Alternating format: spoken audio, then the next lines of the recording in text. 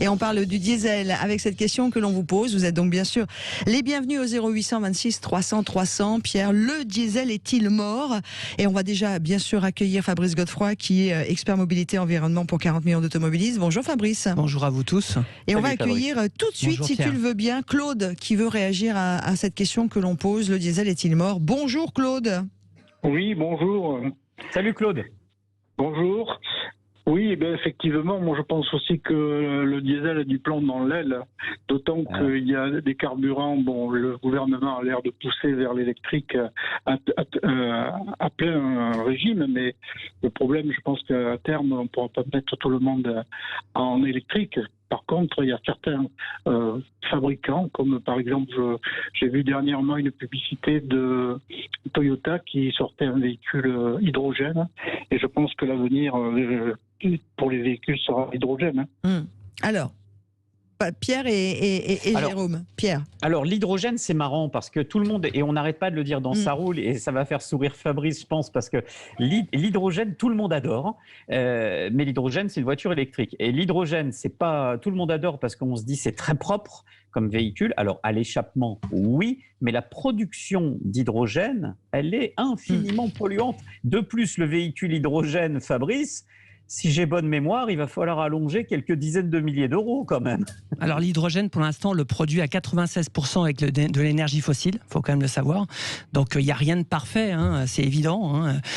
Et effectivement, pour l'instant, un des freins de l'hydrogène, c'est le montant qui est astronomique au niveau. On avait reçu tu te rappelles, Pierrot, il n'y a pas aussi longtemps que ça, je crois que c'était au mois d'octobre, on avait reçu un chercheur de l'université de Reims qui travaillait sur l'hydrogène, gros chercheur, et qui, quoi qu'il en soit, même s'il dit que ça peut être une solution, évidemment aujourd'hui on est loin d'être prêt et qu'il faudrait au moins un minimum de 10 ans pour ce développement. Il faut de l'énergie, il faut le fabriquer d'une façon propre, et puis après, et comme propre ça sera encore plus cher, ça va être pas évident. Mais évidemment, ça sera une des solutions de toute façon. Ce que dit notre ami Claude. Claude nous dit, et il a tout à fait raison, il nous dit l'État est en train de tellement pousser pour l'électrique que de toute façon, on va forcément mettre un coup au diesel. Mais pas que. Fabrice. Mais pas Fabrice. que. Ouais. Pas que, exact. Non, alors, pour répondre à la question directement, le diesel est-il mort au présent? Alors déjà, pour se remettre dans le contexte, aujourd'hui, c'est 68% du parc roulant. VL plus VUL.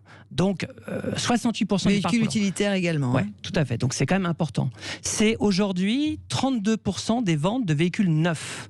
L'année dernière, c'était 34%. Donc la baisse n'est pas énorme en termes de véhicules neufs. Ce qui a surtout baissé cette année, c'est des véhicules essence, et qui a été remplacé principalement d'ailleurs par de l'hybride, maintenant à peu près 15%, et 6% de véhicules 100% électriques. Mais la baisse du diesel en neuf n'a pas tellement baissé. Par contre, ce qui est très intéressant, c'est de savoir aussi que le véhicule d'occasion est vendu d'une façon très forte. C'est en moyenne, depuis des années, 2,5 fois plus de voitures d'occasion vendues par rapport aux voitures neuves. Et ça a d'ailleurs progressé très fortement cette année. On est plus à 3,5-4% plus de véhicules d'occasion que de voitures neuves. Et 57% de ces voitures d'occasion sont vendues en diesel. Donc pour répondre très clairement d'une façon pragmatique sur le sujet, non, pour l'instant, actuellement, le diesel n'est pas mort. Sauf que il y a la politique, et on va en venir à cela, et puis les fausses idées, enfin les fake news qui tombent aussi sur le diesel, qui sont en train de vouloir tuer ce carburant et cette motorisation. Lyon veut interdire d'ici quelques années. L'Angleterre, ça y est, Brian Johnson a annoncé dans 10 ans plus de diesel, et pas que, parce que pour l'Angleterre, c'est plus thermique du tout. Donc concrètement, que ce soit vrai ou faux, que le diesel soit plus ou moins polluant que les autres systèmes, on veut le tuer. Enfin, on dit, voilà, de toute façon, quand on veut tuer son chien, on dit qu'il a la rage. Alors, ce qui est vrai, c'est qu'on veut tuer le moteur thermique. C'est pas que le diesel. D'ailleurs, je rappelle que la première ville, parce que Lyon, effectivement, dit, j'ai entendu dans les médias, et Pierre a complètement raison là-dessus, souvent on est manipulé, et ils comprennent même pas forcément ce qu'ils disent. La première ville qui a voulu interdire le diesel et qui l'a annoncé depuis bien longtemps, c'est d'abord Paris. Et c'est bien avant, parce que c'est en 2024. Donc dans 3 ans. Attention. 3 ans. Attention, je rectifie Fabrice, parce que ce n'est pas Lyon qui veut interdire. Ça, à la limite, on se dirait, bon, le maire de Lyon, il n'a pas tout compris, et il veut mettre tous les habitants de la métropole à la porte. Mais non, c'est la métropole de Lyon qui veut interdire. Tout à fait. Grave. Ça veut dire que tous les gens qui habitent en périphérie de Lyon et qui ont besoin de leur voiture, ils ne pourront plus circuler. Oui, mais le Grand Paris aussi avait annoncé la fin aussi du moteur thermique, diesel et puis après essence. Mais 2024. Grand Paris, donc c'est l'Île-de-France dans sa largeur. L'Île-de-France. Donc de toute façon, c'est exactement la même chose. Paris, c'est 2024, c'est dans 3 ans. Donc déjà, comment peut-on imaginer que dans 3 ans, on va éliminer 68% du parc roulant? Et en plus, ça passe par un système des vignettes critères, parce que cette élimination passe à travers les zones de faible émission, donc les vignettes critères. Donc ça voudra dire qu'on va éliminer la vignette critère 2. Mais dans la vignette critère 2, il ne faut pas se tromper. Il n'y a pas que du diesel. Il y a aussi tous les essences immatriculées avant 2011. Moi, je voudrais poser une question à ceux qui nous écoutent partout en France et qui ont des moteurs diesel, parce que quand on est en pleine campagne et qu'on fait pas mal de kilomètres, ça reste une motorisation, même si le prix à la pompe a augmenté, ça reste quand même la motorisation qui permet de faire plusieurs kilomètres à moindre coût. Je voudrais que vous veniez nous dire ce que vous en pensez au 0826 300 300. Vous qui, quoi qu'il en soit, si demain on vous oblige à avoir une voiture électrique ou une voiture qui n'est plus diesel, est-ce que vous allez pouvoir vous en sortir? Et que pensez-vous de ce diesel bashing? Voilà, 0826 300 300. Tu sais, Laurence, ce qui va se passer avec tous les amis de la voiture électrique, notamment au gouvernement, c'est qu'on se rend compte qu'ils ne sont pas dans le monde réel. Quand on va partir en vacances et que, admettons, ne serait-ce que 20% de la population qui bascule sur des voitures électriques, on va devoir recharger ces véhicules. Pour tous les Parisiens qui auront été, par exemple, tentés par l'achat d'un véhicule électrique, ils vont se retrouver sur l'autoroute. Arriver à Clermont-Ferrand... Il n'y a pas que les Parisiens. Hein. Tu peux aussi avoir les Bordelais, tu peux aussi avoir les Marseillais. Je donne cet exemple. Je prends l'exemple de ceux qui sont sur Paris, qui décident d'aller dans le sud de la France parce qu'ils prennent leur voiture. Il y a beaucoup de Parisiens qui n'aiment pas la voiture l'année, mais quand il s'agit d'aller chez les autres, ils la trouvent géniale. Donc, ils vont prendre leur voiture, ils vont prendre l'autoroute avec leur belle voiture électrique qui, soi-disant, sauve la planète. Arriver à Clermont-Ferrand, tout le monde va avoir besoin de charger sa voiture. Et encore Clermont-Ferrand, si on a du bol. Comment on va faire pour faire recharger des dizaines de véhicules qui vont arriver sur des stations ? On ne pourra pas. Donc l'avenir, il est forcément encore à l'énergie thermique ou à l'hybride. Mais l'hybride, maintenant, on n'aime plus. L'électrification des véhicules, effectivement. Ouais. Alors, je reviens rapidement parce que sur le sujet des bornes électriques, il y en a 29 000 aujourd'hui en France, bornes publiques. Et dans les 29 000 bornes, alors il faut déjà qu'elles fonctionnent, parce qu'effectivement, il y en a qui ne fonctionnent pas. Notamment le réseau Corridor sur les autoroutes a été en panne. Mais en plus de ça, dans les 29 000 bornes, il faut savoir qu'il y en a 6% de recharge rapide, donc qui ne sont pas forcément adaptés aux besoins actuels. Donc, c'est aussi un des problèmes. Après, pour revenir sur on sait très bien qu'on a voulu d'abord attaquer le diesel et puis après on attaque le moteur thermique.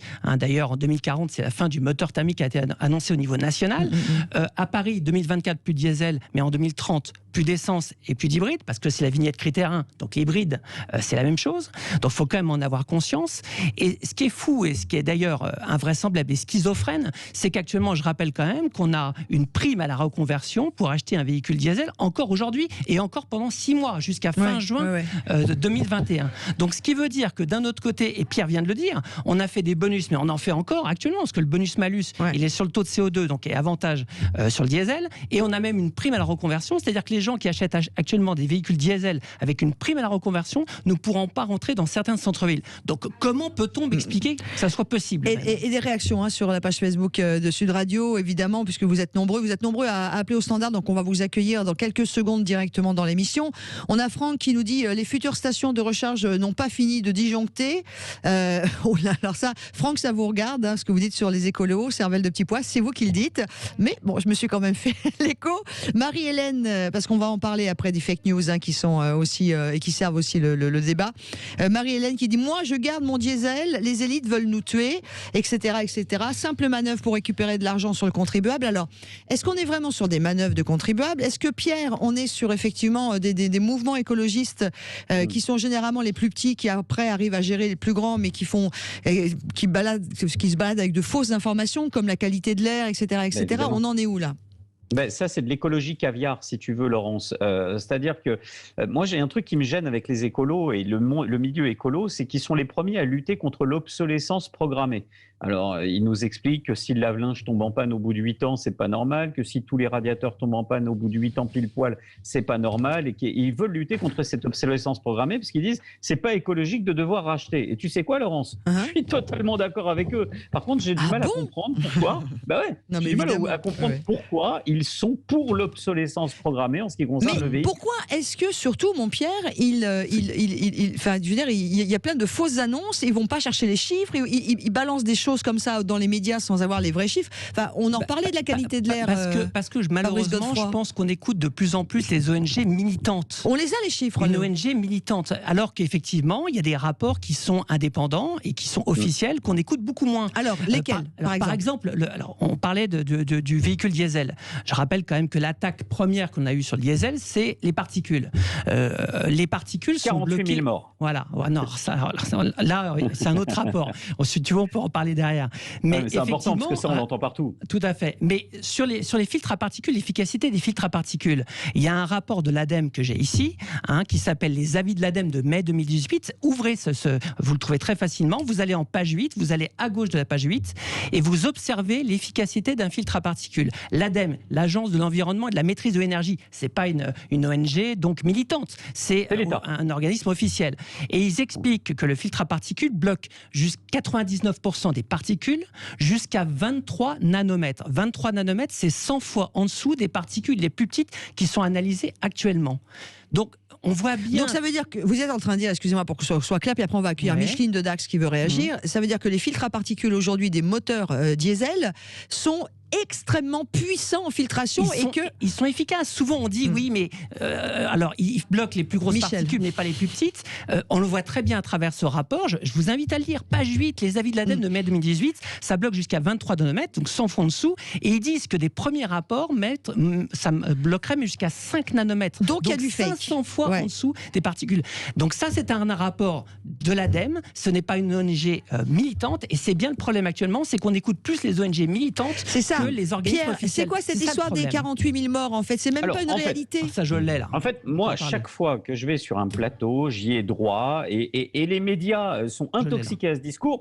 Donc le journaliste me dit toujours, bah oui, c'est vrai, 48 000 morts liés au diesel. Alors, vous en avez déjà entendu parler, certainement, vous qui nous écoutez, de ces fameux morts dus au diesel. C'est faux. Archi faux et complètement faux. En fait, c'est une extrapolation statistique. C'est dû à la pollution de l'air. Déjà, c'est dû à la pollution de l'air. Et dans cette pollution de l'air, la voiture individuelle, c'est 10%. Voilà, comme ça, au moins, c'est clair. 10%.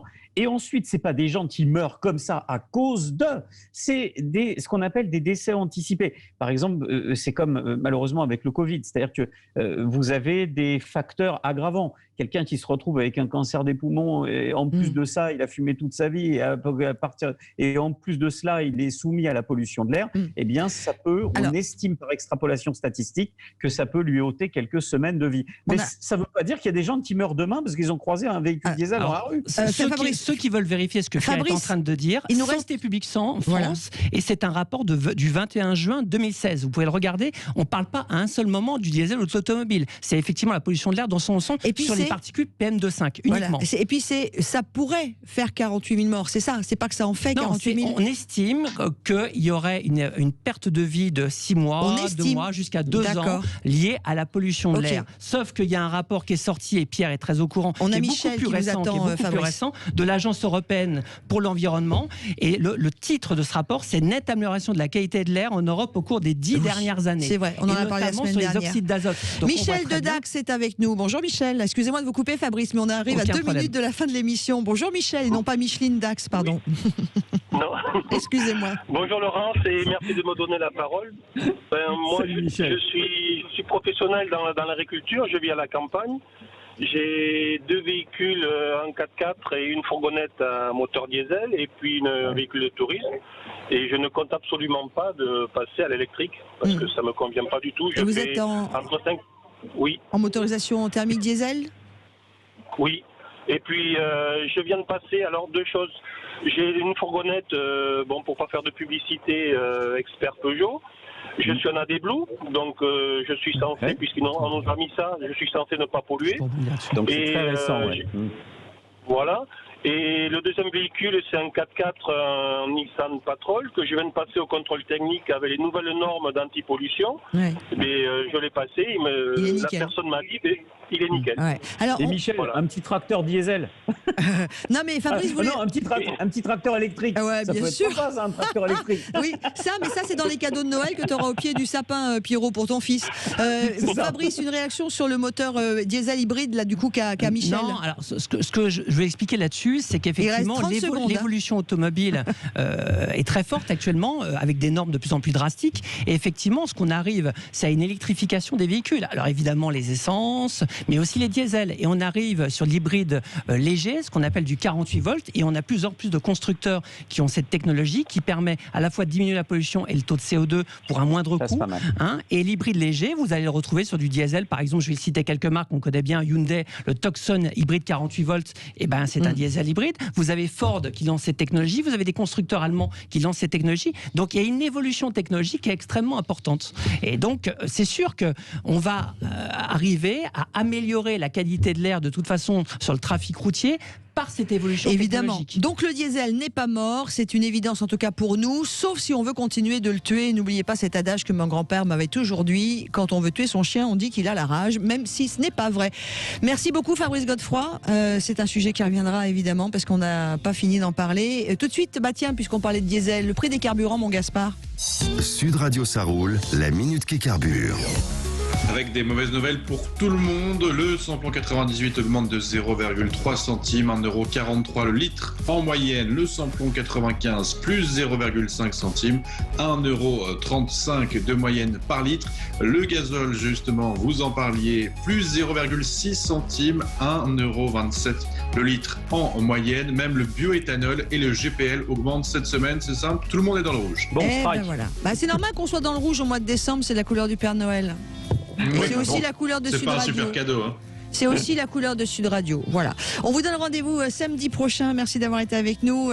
Joyeux week-end, mon Gaspard. Merci, vous aussi. Joyeux week-end en famille, mon Pierrot. T'avais envie de me souhaiter un joyeux Noël, toi. J'étais pas loin, là. Merci. Joyeux cadeau. Merci à Maxime d'avoir réalisé cette émission et à Léa, sa jolie assistante. Non, notre super standardiste d'avoir été aussi avec nous. Bon week-end à tous. Tout de suite, on vous laisse avec la merveilleuse équipe passionnée de vin et de ceux qui le font. J'ai nommé Invino et Alain Marty.